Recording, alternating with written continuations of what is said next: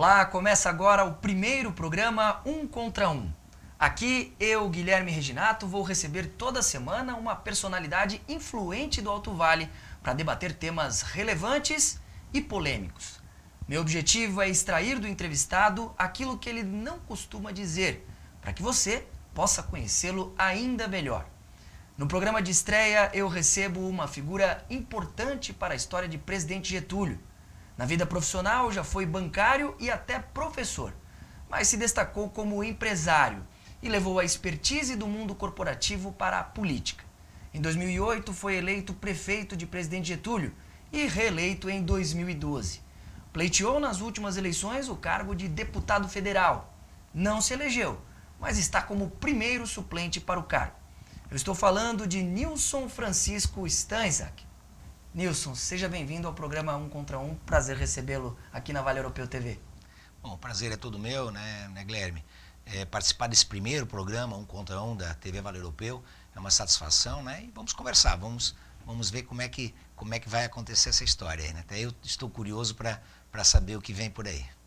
E para você, telespectador, entender a dinâmica do programa, nós teremos 3 blocos. No primeiro bloco, vamos abordar a política nacional. No bloco seguinte, o tema será a política regional. No terceiro bloco, aí sim, nós entramos nas pretensões pessoais do nosso entrevistado e também haverá um pinga-fogo, onde eu vou citar algumas palavras e preciso de respostas curtas do nosso entrevistado. De repente, aí, apenas uma palavra. Nilson, você está preparado para esse nosso desafio? Com certeza, né, Guilherme? A vida nos ensina bastante, né? Então a gente está preparado para esse desafio, com certeza. Sempre devemos estar preparados, né? Para a gente começar, então, a nossa entrevista, o tema é política nacional. O senhor sabe que a gente vive hoje um momento de polarização no Brasil. E nesse contexto eu gostaria de entender um pouquinho da tua visão política. O senhor se considera mais de esquerda, de direita? Como o senhor se definiria politicamente? Bom, eu sempre fui de direita, né? Meu pai foi de direita e eu sempre fui de direita também. A minha vida pregressa, desde que eu trabalhei, desde que me conheço por gente, eu sempre tive do lado da direita. Eu entendo que o lado da direita é o lado progressista, o lado que quer ver as coisas crescerem, quer ver as pessoas trabalharem, as pessoas progredirem, mas sempre trabalhando no ganha-ganha, né? Para eu ganhar, as pessoas não precisam perder. Então, eu sempre trabalhei o ganha-ganha, inclusive, né, dentro dos meus negócios, né, quando eu participei da vida da própria comunidade e também na vida política, né? Acho que todos têm que ganhar.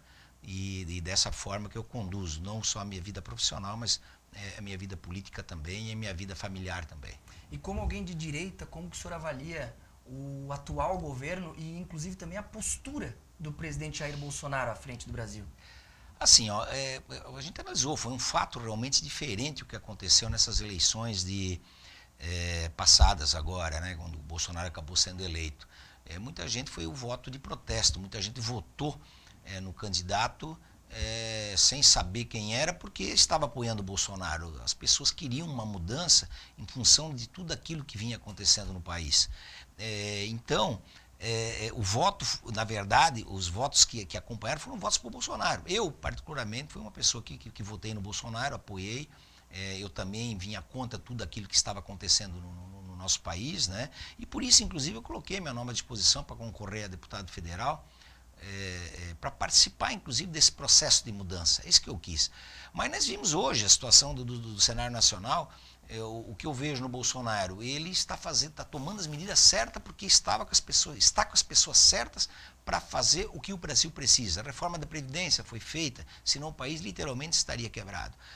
Agora deve ser aprovada a reforma administrativa, que eu entendo que é importantíssima, e a reforma tributária, no qual eu fui uma pessoa que trabalhei a nível do CDL, né, do Alto Vale do Itajaí, onde eu sempre prezei para que tivesse uma mudança de tributos. É muito complexo hoje o que acontece no país e a carga tributária é muito forte hoje para o próprio empresário, para o próprio cidadão, onde nós poderíamos reduzir essa carga tributária. O que aconteceu nos Estados Unidos, que o Trump fez, baixou praticamente 1 trilhão de arrecadação, mas com o consumo aumentou, isso voltou a ter a arrecadação que o governo queria, e isso tem que acontecer. E o Bolsonaro está no momento certo, mas ele está vivendo um momento muito difícil, porque está todo mundo batendo nele. E é um momento muito delicado que o país passa. As pessoas não estão se atendo muito nisso, mas nós estamos vendo, a imprensa ou é coronavírus ou é Bolsonaro, ou é coronavírus ou é Bolsonaro. E ele eu acho que ele está jogando o jogo que a imprensa quer, ele não deveria.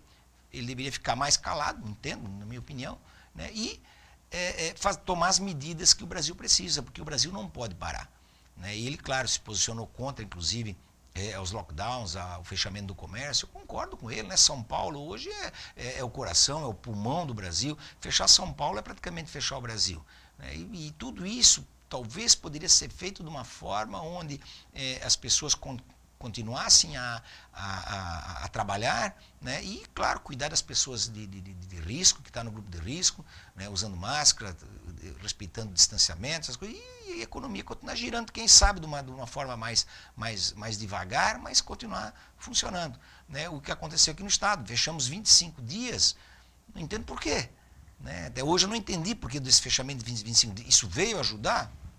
Não sei, no meu entendimento não. No meu entendimento, não veio ajudar o fechamento desses 25 dias, mas a economia não pode parar, porque o pior de tudo é o pai de família ou a mãe de família não tem emprego, não tem como botar o pão na mesa da sua família. O que vai acontecer se ele não tiver? Ele vai roubar, a violência vai aumentar, como está aumentando muito hoje essa violência no país inteiro, no nosso estado, na nossa região aqui está aumentando muito disso. Então, poderia ter sido feito de uma forma diferente, eu entendo, né? De uma forma talvez mais tranquila, onde a economia não iria parar, né? Eu, particularmente, dentro das minhas empresas, eu tive que efetivar o desligamento de 20 pessoas, mas quando a gente voltou, eu consegui buscar 10 de volta, né? A gente acabou só desligando 10 pessoas, porque a gente teve que fazer isso aí. Mas, se a coisa continuasse do jeito que estava, como aconteceu em São Paulo, eu ia acabar demitindo 70 pessoas, né? Então, seriam 70 famílias, de pais de famílias e mães de família desempregados. Então, eu entendo que tudo isso poderia ter sido feito de uma forma diferente. Mas, voltando à política nacional, é o momento de nós abraçarmos. E se eu estando deputado federal, claro, eu vou estar a favor do Brasil, né? A favor das reformas, a favor daquilo que o Brasil precisa. Porque a gente fazendo isso, com certeza, vai sobrar mais dinheiro para se fazer as obras e aquilo que há necessidade que a nossa gente tanto precisa, né? Aproveitando até que o senhor já tocou no assunto da Câmara dos Deputados, como primeiro suplente, o senhor por muito pouco não se elegeu deputado federal, hoje é primeiro suplente, tanto do deputado Darcy de Matos quanto da Ângela Min. Eu entendo que o senhor imagino que o senhor esteja avaliando o trabalho dos colegas da Câmara de Deputados de perto, e aí eu te pergunto em relação ao presidente da Câmara, o Rodrigo Maia. Você entende que o trabalho dele é realmente focado no bem do Brasil, ou você acha que às vezes ele se perde um pouco em benefício próprio ou de repente do próprio partido com interesses políticos? A tua visão sobre isso? Eu quando prefeito, eu fui muitas vezes a Brasília e busquei muitos recursos para o presidente Getúlio vindos de Brasília. Muitos. Né? Os recursos, infelizmente, ainda continuam estando em Brasília, porque ainda sou totalmente a favor da mudança, né, do Pacto Federativo, onde o prefeito está perto do cidadão. Então, acho que tem que vir mais dinheiro para o município e menos para o governo federal. E isso teria que ter sido feito. Mas o jogo lá é muito pesado. Tá? Eu vivi Brasília, eu estive presente em algumas reuniões, inclusive de deputados, de lideranças, eu participei, eu vi reunião de lideranças políticas, e é um jogo. E o que eu entendo hoje eles estão jogando a favor deles, né? O Rodrigo Maia não está jogando a favor do Brasil. Ele está jogando a favor deles. É aquele jogo político. Eu vou votar se me der o ministério, eu vou votar se me liberar a emenda para eu soltar para os municípios. Pô, por que o deputado tem que ter tanta emenda para soltar para o município? Manda esse dinheiro direto para o prefeito, pô. Né? O prefeito vai trabalhar, o governador vai trabalhar, joga esse dinheiro para o governo do Estado sabe o que tem que fazer no Estado dele. Né? Então, é esse jogo. Por que isso? É para as pessoas se perpetuarem no poder. O deputado ele vai, se elege, se reelege e continua se reelegendo. Por quê? Porque ele ajuda o prefeito, ele ajuda o vereador, né? Ele ajuda aquela cidade e as pessoas se comprometem depois a transformar isso em voto para ele. Né? Será que isso é certo? Será que isso é certo? Então, quer dizer, esse é o jogo. Né? Então, o que eles querem? O Bolsonaro está tentando acabar com isso. É difícil. né? Porque isso é um vício que vem de anos. Ele acaba comprando uma briga. Acaba comprando uma briga porque vai ter eleição novamente a deputado federal e estadual, né? E o próprio presidente daqui 2 anos, e eles vão querer montar a base política deles, né? E esse é o jogo, e é isso que o Bolsonaro está tentando acabar e não está conseguindo, né? Ele não está incentivando ou ajudando os partidos a fazer isso aí. Então o que eles fazem? Se unem para votar contra o que ele pretende, mas o que ele está pretendendo, ele não está fazendo isso em benefício dele, né? Tanto é que em muitos momentos ele diz que ele não almeja a reeleição. Ele não está fazendo um trabalho de reeleição, ele está fazendo um trabalho para acertar o Brasil, né? E tomara que consiga. Estamos torcendo, e se eu estiver lá, eu vou ajudar a melhorar esse Brasil, pode ter certeza. O senhor provavelmente deve assumir, né? Qual é a probabilidade de o senhor assumir uma cadeira na Câmara dos Deputados? Quando isso deve acontecer? E o que o senhor pretende fazer? Já tem um plano de ação em mente? Bom, é assim, a princípio eu talvez até assuma esse ano ainda uma cadeira na Câmara Federal, em função do Darcy de Matos ser candidato a prefeito de Joinville. Ele está muito bem cotado nas pesquisas, e a gente esteve conversando. Ele disse: olha, o seu, para eu me eleger prefeito, eu preciso trabalhar, ele precisa fazer o trabalho dele, né, dentro das lideranças de Joinville, o empresariado e todas as pessoas, e ele pretendia me deixar a cadeira vaga 4 meses para mim, né? E ele se elegendo, automaticamente eu ficaria já na Câmara. Então, quer dizer, 4 meses, eu não vou ter assim um tempo para fazer um trabalho que eu gostaria de fazer, mas com certeza eu vou conseguir ir em ministério, eu vou conseguir acompanhar prefeito, conseguir trazer algum recurso para ajudar os municípios do nosso lado a nível de ministério. E o que eu sempre coloco é uma das bandeiras que eu entendo que é crucial para o Alto Vale, uma bandeira que eu ia realmente focar, ia lutar, ia brigar até onde as minhas forças chegassem, é a duplicação da 470. Né? Eu mesmo ontem vim de Lages. Vocês não imaginam o movimento que está acontecendo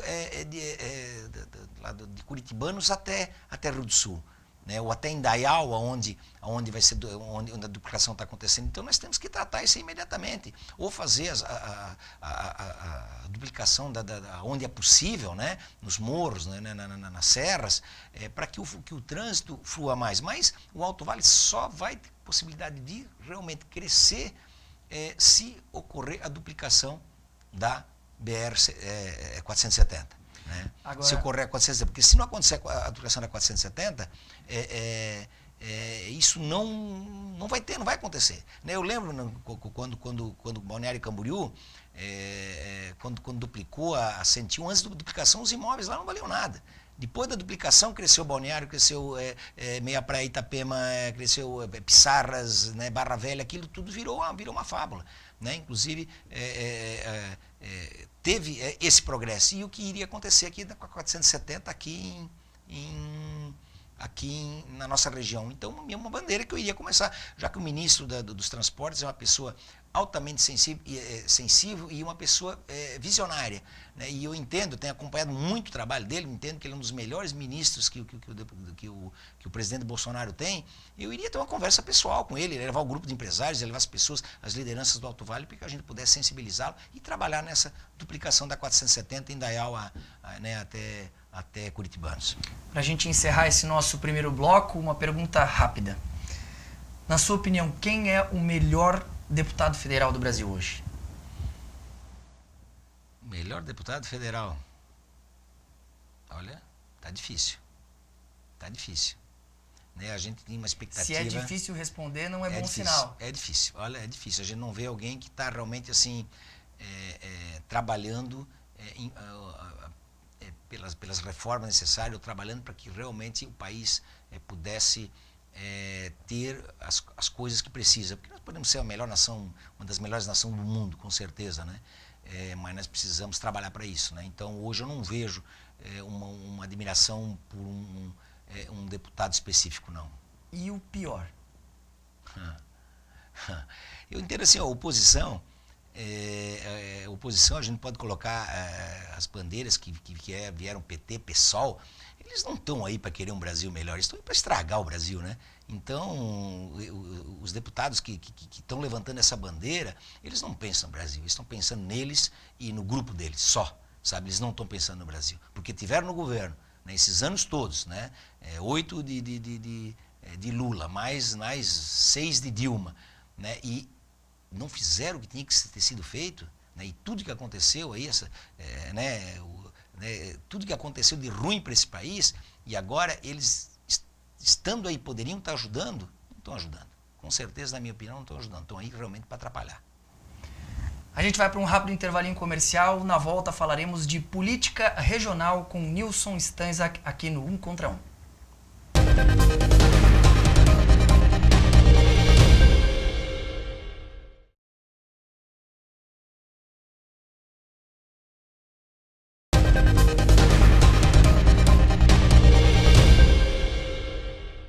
De volta com o programa 1 contra 1, hoje eu estou recebendo o empresário e político Nilson Francisco Stanzak, uma pessoa influente na história de Presidente Getúlio. No bloco anterior nós falamos de política nacional e neste bloco o assunto é política regional, política aqui do nosso Alto Vale. Nilson, para a gente começar o nosso bate-papo, na eleição para deputado federal o senhor fez exatamente 61.148 votos, é muita coisa, e ainda assim não se elegeu. Quando as urnas aí a eleição foi encerrada, as urnas foram fechadas, qual foi a tua sensação, teu primeiro sentimento naquele momento? Bom, Guilherme, assim, né, eu fui candidato a prefeito uma vez e eu perdi essa eleição. E eu sempre deixei na mão de Deus, eu sempre digo, o que é para ser, será. Então eu estava muito tranquilo. Imagina, o Nilson, prefeito de Getúlio, uma cidade com 18 mil habitantes, praticamente 12 mil eleitores, um pouquinho mais, ir para uma eleição a nível estadual, onde, né, a gente acabou fazendo mais de 61 mil votos. Isso é muito voto, sabe? Eu realmente eu não fiquei surpreso, mas eu fiquei feliz. Principalmente porque na minha cidade, na cidade na qual eu governei, eu fiz 82% dos votos válidos nessa eleição. Isso mostra, de cada 10 cidadãos de Presidente Getúlio, 8 apoiaram o Nilson. Né? Essa é a estatística que eu tenho. Então eu me senti tranquilo, feliz. Por uma mixaria, 600 votos numa eleição dessa é que nem 2 votos para prefeito, mais ou menos isso, né? Mas nós fizemos um trabalho pelo estado todo. Esse nosso estado é maravilhoso. Eu me senti, não vou dizer com o dever cumprido, porque com o dever cumprido, se eu tivesse me elegido e pudesse com essa eleição ajudar o Alto Vale, ajudar, né, o Vale do Itajaí, ajudar Santa Catarina, ajudar o Brasil, né? Então eu me senti tranquilo, porque estava na mão de Deus. O que é para ser, vai ser, né? Se for ainda para mim assumir, vai ser. Se não for, não vai ser. Além de ter feito uma votação expressiva em Presidente Getúlio, o senhor também fez uma votação expressiva aqui em Rio do Sul. Foram 7.219 votos na capital do Alto Vale. E justamente por conta disso, surgiram boatos de que o senhor seria convidado ou seria procurado para ser candidato a prefeito de Rio do Sul. Isso realmente aconteceu? Isso é verdade? Não, aconteceu, sim, Guilherme. Eu fui convidado pelo partido.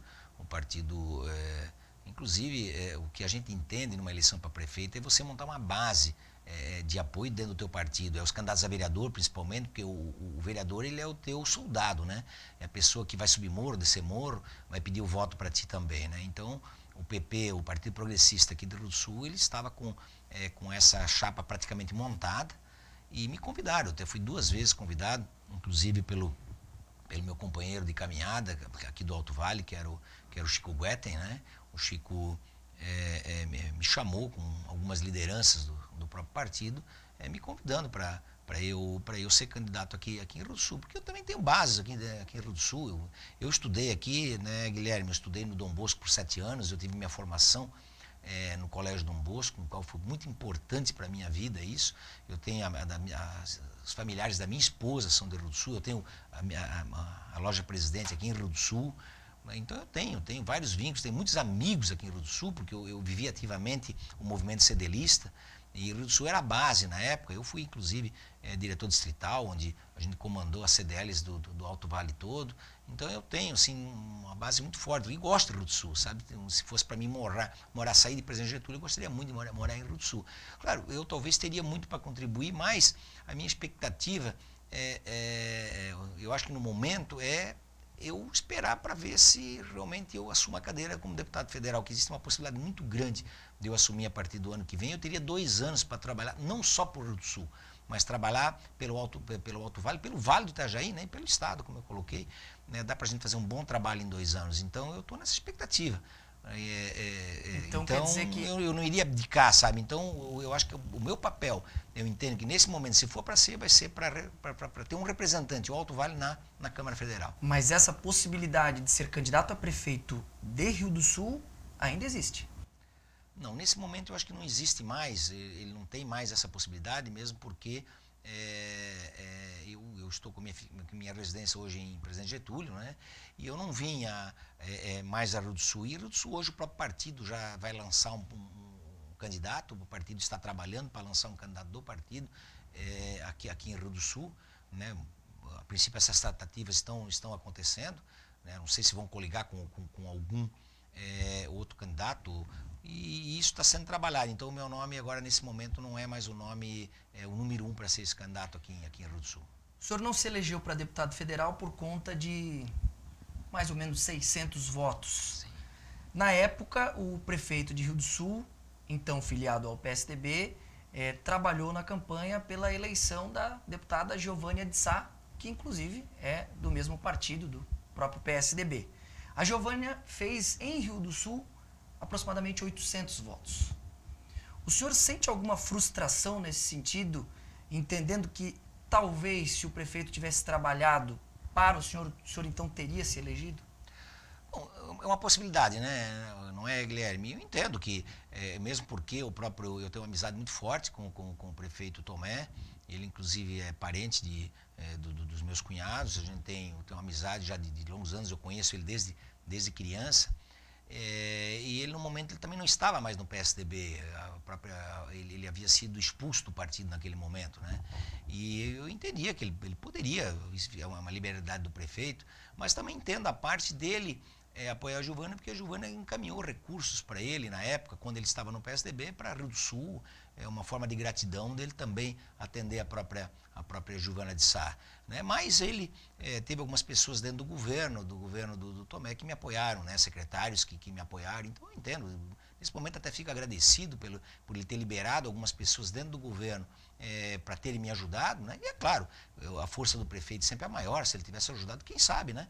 Mas eu entendo também que a própria Giovânia, ela vem da Igreja Evangélica, da Assembleia de Deus, e aqui em Rio do Sul eu entendo que a própria Assembleia deve ter abraçado a eleição dela, então ela faria bastante votos aqui, eu entendo que talvez faria, se o prefeito não tivesse ajudado, 300, 400 votos, também não daria minha eleição, sabe? Mas os apoios têm que ser no momento que tem que ser, a coisa aconteceu dessa forma, né? Eu me considero assim muito bem votado em Rio do Sul, uma pessoa que não é de Rio do Sul, fazer mais de 7 mil votos aqui na cidade, né? Na capital do Alto Vale, realmente eu fico assim muito orgulhoso, né, de ver e agradecido, né, da população do Rio do Sul ter reconhecido o meu trabalho lá em Presidente Getúlio. Né, isso acho que é uma forma de reconhecimento pelo trabalho que eu fiz em Presidente Getúlio, né, pelo trabalho da cidade ter desenvolvido tanto e a gente ter feito tanto bem para as pessoas, né, e para a nossa gente lá. Então isso foi uma forma também de Rio do Sul retribuir pelo trabalho que a gente fez, né, quando eu presidente da MAVE também, fazer esse trabalho por todo o Alto Vale do Itajaí. Nas últimas eleições municipais, o candidato que o senhor apoiou, Hélio de Vigílio, que inclusive foi seu secretário na sua gestão enquanto prefeito, ele foi derrotado pelo atual prefeito, o Nelson Virtuoso. O pleito foi bastante apertado, 51,5% contra 48,5%. A que o senhor atribui essa derrota? Mais mérito do atual prefeito, Nelson Virtuoso, ou talvez demérito do trabalho da equipe de vocês para eleger o Hélio de Vigílio? Para você ter uma ideia, a primeira pesquisa, porque o Hélio, ele não era para ser, o Hélio não é uma pessoa política, o Hélio é uma pessoa técnica. Então ele como secretário, ele seria um excelente prefeito. Como ele foi meu secretário, eu entendo que ele seria um excelente prefeito. E foi o nosso grupo entendeu que o Hélio deveria ser o candidato, ele saiu muito em cima da eleição, a decisão foi após a festa do leite, porque ele coordenou a festa do leite lá em Presidente Getúlio, muito bem coordenado, então o pessoal entendeu que o Hélio deveria ser, onde eu naquele momento também não podia abdicar do trabalho dele na prefeitura, porque eu estava em final de mandato, eu tenho que acertar minhas contas todas, e ele acabou sendo o candidato, mas na primeira pesquisa ele saiu com 15% contra 60% do nosso adversário. E quando chegou a próxima eleição, as pesquisas que nós tínhamos, o Hélio já tinha passado o nosso adversário com 7% dos votos. E naquela última semana a coisa desandou, é uma questão da política, né? Quem sabe é coisa política, as pessoas mudaram o seu voto naquela semana, senão a eleição teria sido nossa, né? Mas é uma questão, você transfere votos, mas você não transfere todos os votos. É isso que aconteceu, mas o Hélio foi muito bem votado, é uma pessoa maravilhosa, uma pessoa essencial, é um parceiro, é amigo, uma pessoa no qual a gente tem uma afinidade muito grande, foi um grande secretário, uma pessoa extremamente correta e honesta. É isso que a gente queria colocar na prefeitura, uma pessoa realmente que trabalhasse em prol das pessoas, em prol de todas as pessoas de Presidente Getúlio, não em prol de um grupo só, como vem acontecendo hoje, né? E que ele trabalhasse em prol das pessoas de Presidente Getúlio. É isso que a gente queria, o Hélio com certeza teria sido um grande prefeito. E são 300 votos, na verdade são 150 votos que não se elegeu, né? 150 para cá, 150 para lá, o Hélio teria se elegido. Mas, que eu digo, o que é para ser, né? É só Deus é quem sabe. E Deus quis que os caminhos fossem esses. Para a gente até encerrar esse nosso segundo bloco, tem uma questão polêmica que eu gostaria de abordar com o senhor. De acordo com o portal da Transparência, o prefeito de Presidente Getúlio recebe um subsídio mensal aí na casa dos R$18 mil. Minha primeira pergunta é se o senhor considera esse valor justo.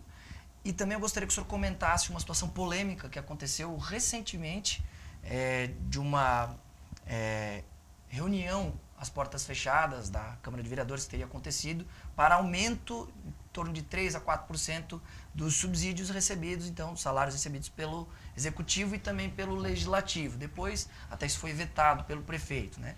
Mas como o senhor enxerga essa situação e se o senhor acha que esse subsídio é justo? Sim, eu entendo que tem que ter uma contrapartida para quem trabalha. Né? Se trabalha, quando tem um valor, até para Presidente Getúlio, eu acho assim, extremamente, talvez um pouco alto, mas eu entendo que quem trabalha tem que receber. Né? Se você trabalha, mesmo porque a situação é precisa, o prefeito não trabalha, o prefeito ele está 24 horas à disposição do cidadão, sabe? Você não tem horário e você é fiscalizado 24 horas por dia. Entendo que o valor é um pouco alto, mas o prefeito tem que ter uma contrapartida, né, de salário daquilo que ele realmente trabalha. Essa é a forma que eu entendo. Né? Teve muitos prefeitos que, inclusive, doaram seu salário para entidades e foram para a eleição e perderam. Né? O povo, o que as pessoas querem? As pessoas querem um prefeito que trabalhe, um prefeito que zele pela sua gente. Né? É isso que ele faz. E monte uma equipe que também vai trabalhar em prol das pessoas. É dessa forma que uma equipe boa, uma equipe séria e uma equipe honesta.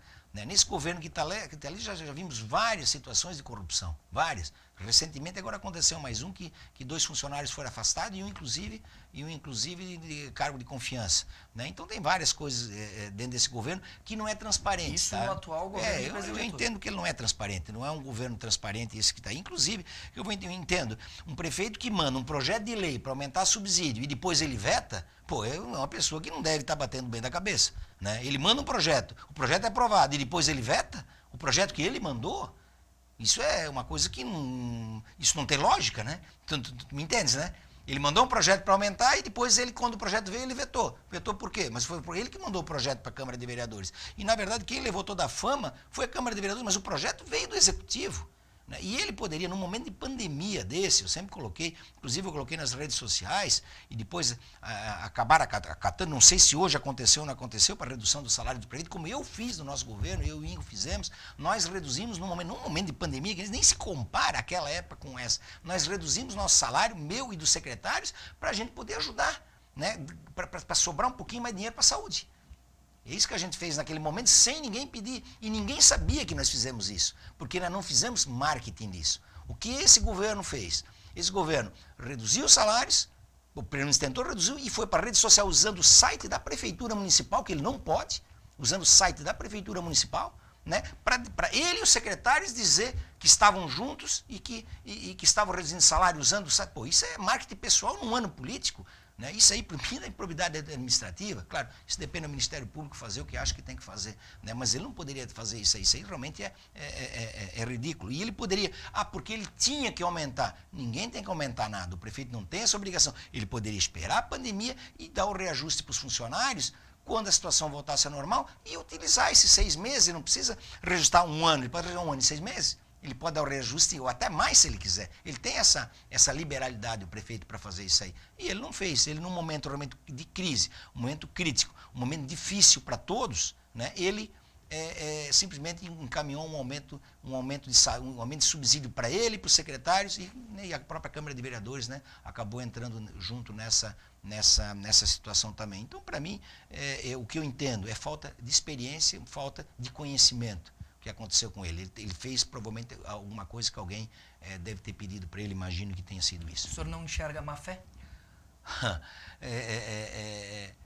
Má fé das pessoas que talvez estejam com ele. E ele assinando, com certeza, ele também está agindo de má fé. Não deveria fazer isso. Enquanto, inclusive, existia uma recomendação do Ministério Público Estadual pedindo para que ninguém aumentasse salário, e eles fazendo isso. Inclusive, numa sessão da Câmara de Vereadores, onde estava vetado a reunião de pessoas, inclusive por lei proibindo isso. Né? Então, não deveria ter feito isso aí jamais. Eu entendo que isso aí realmente é um absurdo. Eu jamais teria feito o que aconteceu lá em Presidente Getúlio. E não só isso, tantas coisas que estão acontecendo lá, que vão vir à tona, com certeza, né? Tantos absurdos, inclusive o portal de transparência, quando você acessa muitas vezes, eles te cortam, sabe? Existem várias coisas lá, obscuras, né? Não sei porquê.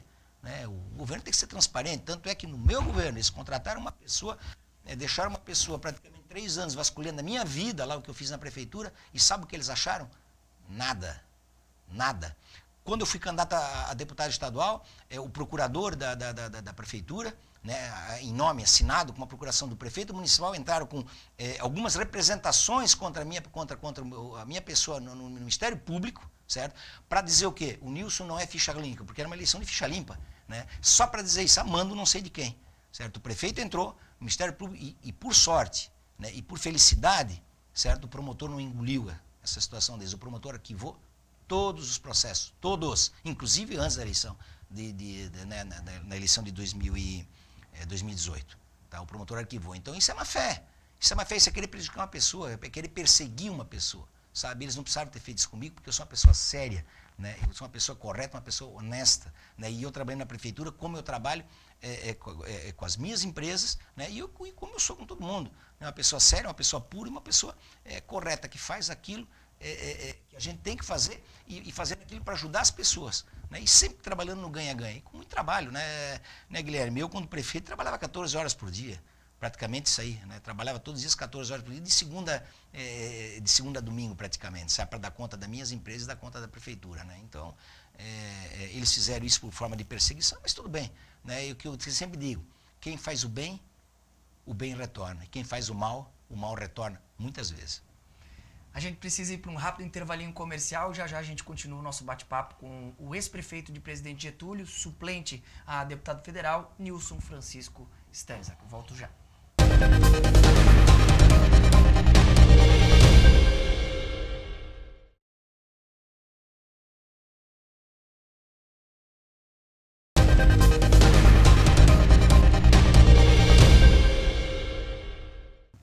De volta com o programa 1 contra 1, nós estamos recebendo hoje aqui o ex-prefeito de Presidente Getúlio e suplente de deputado federal, Nilson Francisco Stanzak. Nós falamos no primeiro bloco sobre política nacional, abordamos também no segundo bloco a política regional e agora eu quero conversar com o ex-prefeito a respeito de questões pessoais, pretensões e também faremos aqui um pinga-fogo, perguntas e respostas. Nilson, existe aí a possibilidade, está sendo levantado isso nos bastidores, chegou até mim essa questão e eu faço também questão de te perguntar isso. Existe a possibilidade de a dona Maria Luzia Stanzak, popularmente conhecida como Lúcia Stanzak, sua esposa, ser candidata à prefeita de Presidente Getúlio? Você quer que eu responda objetivamente ou que eu dê minha opinião? Fica à vontade. Objetivo? Sim. Existe a possibilidade? Sim. E a tua opinião a respeito? Sim, ó, Conta com o teu apoio? Você gostaria que isso acontecesse? Assim, o Guilherme, a situação é o seguinte. A gente sempre trabalhou em prol da comunidade, participando de clube de serviço, tanto eu quanto a Lúcia, né? Lions, CDL, associações. Eu participei de todos os clubes, presidente do Cruzeiro, onde a gente fez uma reforma naquele clube lá, fantástica, sabe? Que na época era o maior clube de Presidente Getúlio. Então a gente sempre trabalhou em prol para ajudar as pessoas, né? A gente tem conversado a respeito disso. Então assim, a gente coloca, e o que a Lúcia me colocou, se for para ser, será. Se não for, não vai ser. Então não existe aquela pretensão e eu quero ser, eu vou ser. Não, muito pelo contrário. Eu gostaria muito que tivesse uma outra liderança, né, que fosse como eu fui procurar vários empresários do Presidente Getúlio para ser candidato a prefeito do Presidente Getúlio. Várias pessoas eu procurei para ser prefeito. Não tanto quando eu deixei de ser, como agora, durante esses 4 anos. Conversei com muitas pessoas, mas a maioria não quer. A maioria está preocupada hoje em manter o seu negócio. Então a maioria diz, olha, Nilson, eu não quero. Eu não quero. Então fiquei até no aguardo de resposta de alguns empresários. Mas eu entendo, assim como a Lúcia entende, tudo passa pela política. As coisas boas passam pela política. Então, para você fazer as coisas boas, você tem que estar lá. Né? Você tem que orientar e montar uma equipe boa para poder fazer as coisas boas que o teu município ou a tua região precisam. Então, assim, eu não vou dizer que vai ser ou que não vai ser. Isso é uma questão que a gente está vendo. Pode ser que aconteça. Então, existe a possibilidade? Existe. Vai ser? Não sei. Sabe? Então, existe. A gente está conversando. Né? O Nilson, vou ter que ainda assimilar essa ideia, sabe? Eu vou ter que assimilar. Ela é minha esposa, a gente vive junto, a gente tem uma vida muito boa. Né? Então, vou ter que assimilar essa ideia, mas pode acontecer. Não vou dizer que não. Né? Se tiver uma outra pessoa, muito melhor. Mas se não, pode acontecer. E as suas aspirações políticas? Você tem pretensões ainda na sua carreira enquanto político? Assim, o Guilherme, eu entendo assim, quando eu fui candidato a deputado federal, não era para mim ser. Eu relutei muito. Primeiro era para ser candidato a deputado estadual. O partido, todos queriam vinha de Floripa, de Florianópolis, da executiva, aqui da própria região, era para mim ser. Inclusive, quando o próprio Chico e o Oscar estavam disputando, o Oscar Laurindo de Irimbuí estava disputando para quem ia ser o deputado estadual, os dois, não um, os dois, disseram, Nilson, se tu quiser o seu candidato a deputado estadual, nós abdicamos para ti. Né? Mas eu tinha um compromisso na época com o próprio Milton, me ajudou muito, né? Então eu sou uma pessoa assim, eu não sou ingrato, as pessoas que me ajudam eu não posso ir contra elas, talvez por uma ambição pessoal. Não faço isso. Eu nunca atropelei ninguém para conseguir as coisas que eu quero. Sabe? Então eu não iria fazer isso naquele momento. E como deputado federal não tinha ninguém que me impedia de eu ser. Sabe? Na região teve até o próprio Peninha que me ajudou, mas o Peninha era de um partido contrário, os votos do Peninha não são meus votos. Né? É um partido totalmente diferente do meu. Né? Então, aconteceu isso e eu... O que é para acontecer, vai acontecer. Então, se for para mim assumir como deputado federal, se eu assumir, eu vou para a reeleição. Vou fazer um trabalho, quero fazer um trabalho, porque 2 anos é muito pouco para eu fazer o trabalho que eu pretendo fazer. Para a região do Vale do Itajaí, né? Não só para o Alto Vale, mas para o Vale do Itajaí, né? Porque eu tive uma votação muito boa no médio, né? no médio Vale e também na Foz, do Vale do Itajaí. E em todo o estado de Santa Catarina, eu fui votado em 290 municípios, dos 295, Guilherme. Isso é voto pelo estado inteiro. Então, eu iria trabalhar para Santa Catarina e eu acho que 2 anos é muito pouco. Então, eu vou para a eleição. Se eu não assumir, não sei. Sabe? Se ocorrer uma mudança do voto e o voto for distrital, eu devo ser candidato. Se não mudar e continuar as mesmas regras que estão hoje, eu não sei. Né? Só o tempo dirá, as coisas vão acontecer. Vou estar envolvido com política sempre, porque eu entendo que tudo passa pela política e eu, como fui prefeito, fui um líder, né? Um líder político da minha cidade, talvez da própria região. Eu vou estar envolvido nos processos, né? Nos processos eleitorais, né? Sempre querendo as melhores pessoas, né? Sempre zelando pelas melhores pessoas. Então, eu vou continuar fazendo esse trabalho na região. Essa é a minha pretensão. Nilson, a gente vai fazer agora um pinga-fogo. Eu vou falar algumas palavras, pode ser um nome de alguma pessoa, alguma instituição, algum fato. E eu gostaria que o senhor respondesse de forma breve. Pode ser apenas com uma palavra ou com uma frase.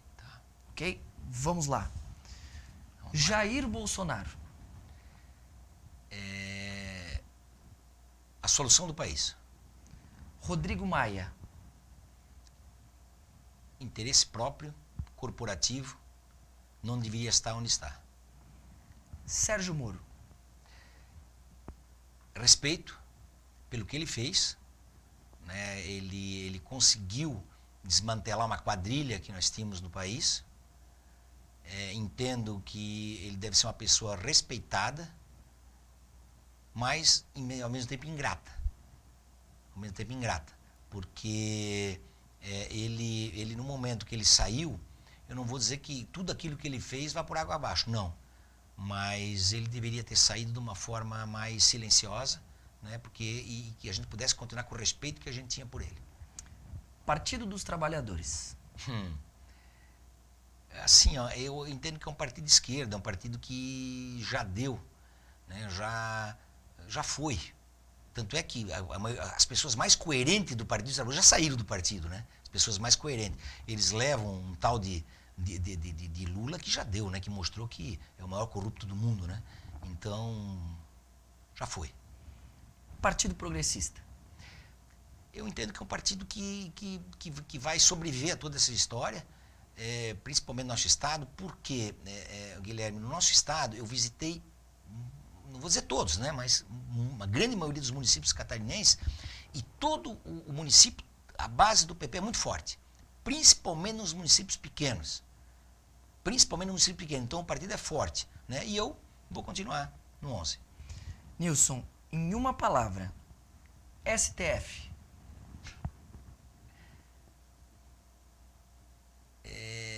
Decepção. Nelson Virtuoso. Não sabe. Lúcia Stanczak. Uma pessoa sensacional. Milton Obos. Um líder. José Tomé. Tenta fazer o que pode. Rogério Mendonça Peninha. Deveria fazer mais pela nossa região. Política brasileira. Precisa de uma reforma geral. E política do Alto Vale. Precisamos novos líderes. Nilson, então com essas perguntas, com esse pinga-fogo, a gente encerra o nosso primeiro programa 1 contra 1 e a gente aproveita em nome da Vale Europeu TV para agradecer a sua participação e por ter também aceitado fazer parte desse programa de estreia. Prazer estar com você aqui. Obrigado, viu, Nilson? Bom, agradeço, né? Realmente foi maravilhoso a gente poder colocar um pouquinho das nossas ideias, né? E parabéns, né? Para ti, para o César, para o Leontino, né? E fazer esse trabalho aí. E é importante para o Alto Vale, que o Alto Vale passa a conhecer, né? As lideranças e as pessoas mais a fundo daquilo que elas pensam, tá? Parabéns e sucesso na tua caminhada, Guilherme. Até a próxima. E a gente volta muito em breve, quinta-feira, às 7 da noite, com mais um programa 1 contra 1. Até lá!